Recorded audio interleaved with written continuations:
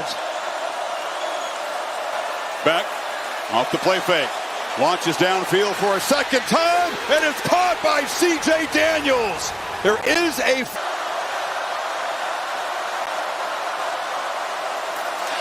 Fake it to Brown. Slant, touchdown. It's a statement. They're playing hard and they're playing physical, Georgia Tech is right now. Virginia Tech's got to stop the bleeding here. J.T. Burns coming in that two-back set. They're going to fake the toss. haynesking, touchdown, Georgia Tech.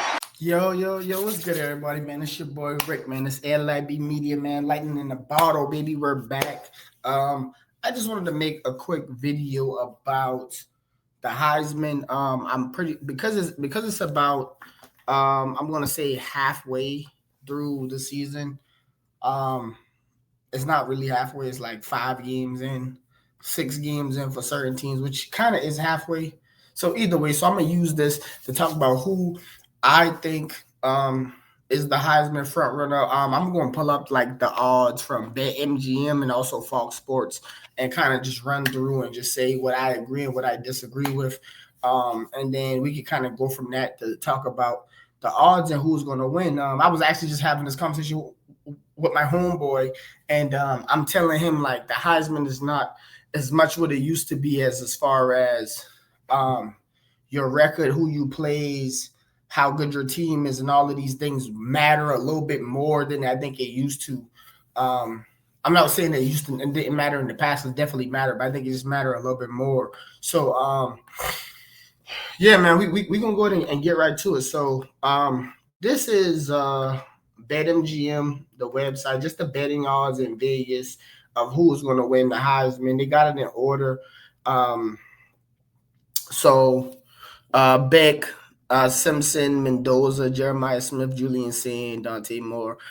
So pretty much, I'm gonna say I agree with the list so far. I think Carson Beck should be the front runner for the Heisman, being the way his career ended up at Georgia, and with the injury and all that stuff. He's playing way better in Miami. Is a way better coach team, not a better coach team, because Georgia is a great coach team. I mean, the way the offense works is a way better fit for him.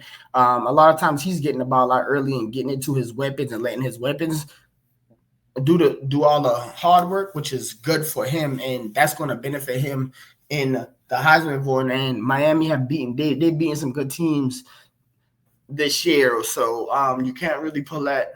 You have to kind of incorporate that as far as everything else. And that would be the only reason why Ty Simpson, he had a bad game 1 against FSU. Miami beat FSU. I know they're taking that into account. Mendoza from Indiana is probably flying up people's boards, playing that great game he played against Oregon the other night. And Indiana seems to be for real. They're not just a play team. Jeremiah Smith, I think, is only on the list because people kind of overhyped him last year. People were talking about he's the best player in college football and all of that stuff. Like, he gets schemed open a lot. He is a great freakish athlete. He has all the tools, but I would never thought he was the best player in college football last year. But that's why he's on the list. Julian saying he's on the list only because Ohio State is undefeated. They're probably going to finish the season undefeated. If they lose it, they'll probably be in the playoffs. Dante Moore from Oregon had a terrible game against Indiana. He's probably going to drop a bit. Marcel Reed with A&M had a pretty good second half against Florida, which they played a tough game against Florida. So he's probably going up. Ole Miss had a nail biter against Washington State. I think that might be Trinidad's situation. A sleeper who I think should probably be the number 2 person on this list, because I'm not going to go through everybody, but the number 2 person I think should be on this list. You got the USC quarterback, of course, Jaden. You got Gunnar Stockton from Georgia, but CJ Carr, who Notre Dame started off 0-2 this season, but they worked their way back in it. Tennessee definitely scores points. John Mateer definitely would have been higher. He had some bad games. He was dealing with some injuries and he had some bad games. He had a terrible game against Texas, but he threw 3 picks. So that definitely dropped him. But Haynes King out of Georgia Tech should be number 2 on this list, if not number 1. Georgia Tech has come out and surprised a whole bunch of people. We all know the way Georgia Tech plays offense, so their quarterback is heavily dependent on because he runs and throws. And so I think he should be, as far as usage rate and how much they depend on him to score and to move the ball, I think he should be number 2 on this list. Also being that Georgia Tech is undefeated and they beat a couple of teams that people didn't see them beating. No matter how you feel about those teams now, you know what I mean, after they already beat them, going into the game, they were the underdog. So you got to give them credit there. Also, Diego Pavia from Vanderbilt is another guy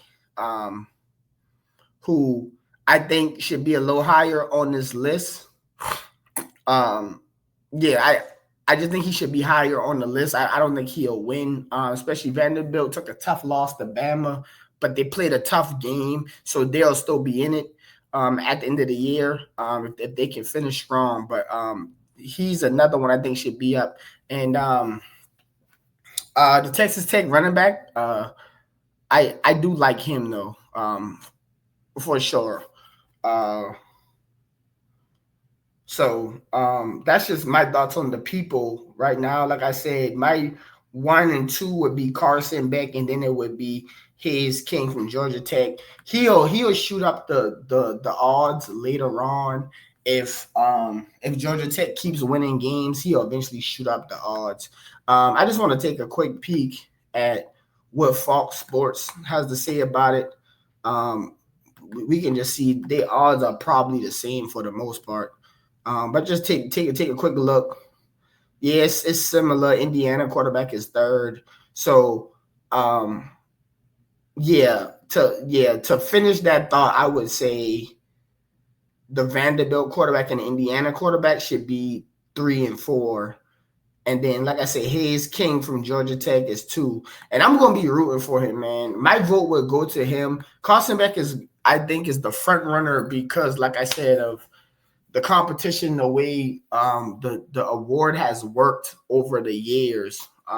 If you finish undefeated and you have a pretty decent, like a pretty good, you don't have to have an outstanding regular season, but you're not the reason they're losing. You're playing, you're throwing for over 250 yards every game. You're throwing at least 2 touchdowns every game. You're going to be the front runner.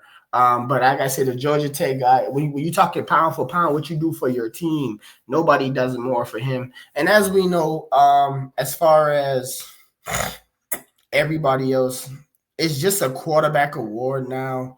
The only way you get in there and it's not a quarterback award is strictly when you do what Travis Hunter did by playing both sides of the football last year, or you do what Genty did last year by almost breaking Barry Sanders' record, a record nobody thought would be broken. So those are the only 2 ways you literally end up on the Heisman race if you're not a quarterback. So that's all I got for y'all. Y'all boys let me know what y'all think. It's been your boy Rick, man. Y'all like, comment, subscribe, and holla at your boy.